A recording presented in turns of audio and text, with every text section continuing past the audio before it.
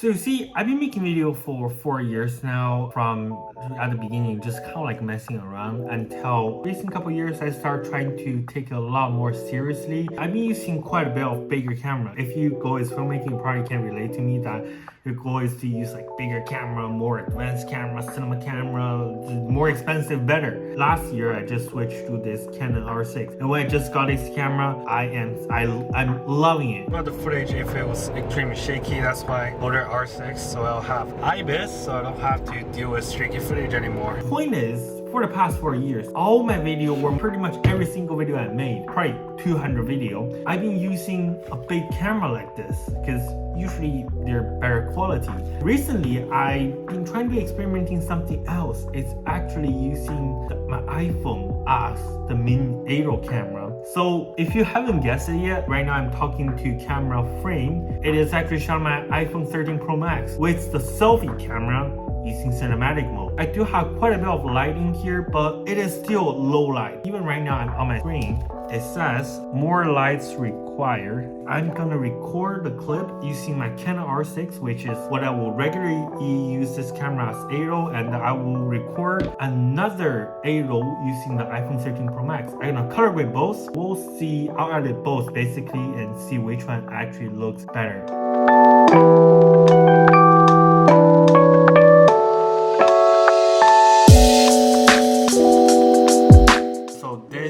Actually a testing footage of my Canon EOS R6. So this might be my actual setup, but not quite there yet. I might change my mind. So when I snap my finger, we'll switch to the same kind of lighting setup on this phone. This is the iPhone 13 Pro Max. I'm gonna use the front-facing camera with the cinematic mode and see how that looks. I'm gonna color grade them both and actually just to see which setup looks better. Alright, 3, 2, 1. And now we are actually on the iPhone 13 Pro Max. The first thing actually it caught my eyes is, first of all, probably a lot of noise, a lot more noise than the Canon R6. Another thing is the color temperature seems to be a lot different, in fact, because iPhone has the automatic white balance. You can't really change out. Well, it seems to be a lot more warmer compared to the R6. R6 is actually also set up on auto white balance. I am currently editing this video, and I want to mention here that the iPhone's auto white balance, the color temperature actually looks more true to life compared to the Canon's. So the entire room actually looks a little warmer compared to like it's like super blue on the Canon. Another thing is because of the cinematic mode, we actually get way more shallow depth of field compared to the R6, which is it is funny just to say it.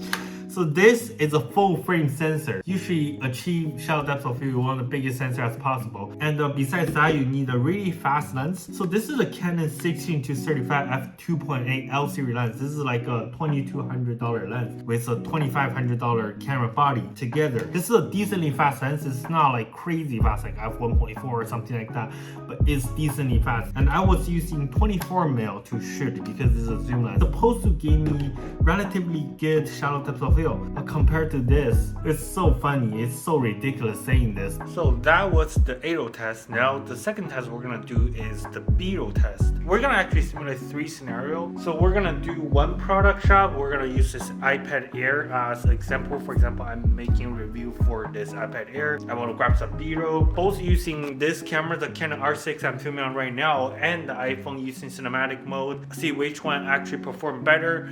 And the second shot will be a top-down shot. Same thing, we use the peak control tripod. I can get this camera inverted. The third shot is kind of gonna be like a wider shot. Okay, maybe I'm making a simulator review. I wanna get a shot here that I'm using simulator. So I am probably gonna use the ultra wide for that. But these are the 3 B-roll shots that I'm going to get right now.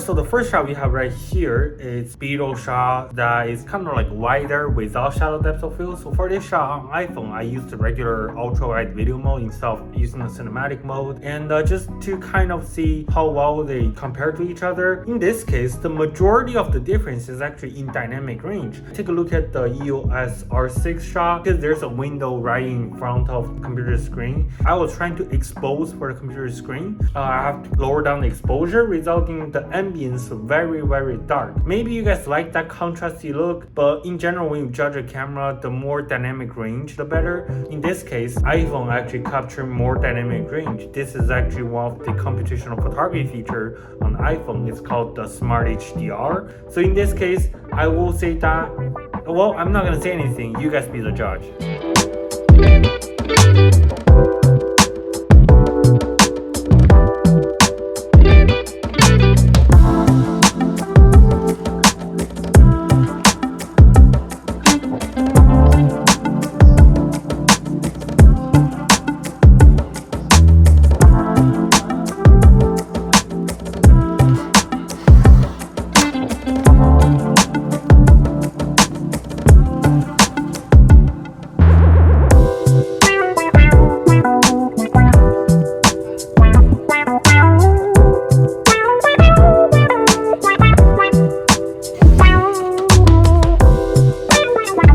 So what you guys think of that? So I just want to mention this, that every single test, like comparison I perform at the exact same lighting, exactly same time. They do have different exposure, and I do color grade them differently. I color grade iPhone as the way I think it looks the best, and I color grade the USR I think what it looks the best for that camera. I don't really try to match the color. It's just overall how I will do it when I use this device to shoot ADOBE. So that's a comparison for top-down shot. Which one is your guys' favorite? Personally, my favorite in this case was actually the Canon EOS R6 because of the natural shallow depth of field. It's just easier to work with on this camera somehow. As I mentioned earlier, with that contrasty look, for the top-down shot, I do think it looks a lot better than the earlier simulator shot. What you guys think? So now we're gonna take a look at the third shot, which is a regular B-roll shot.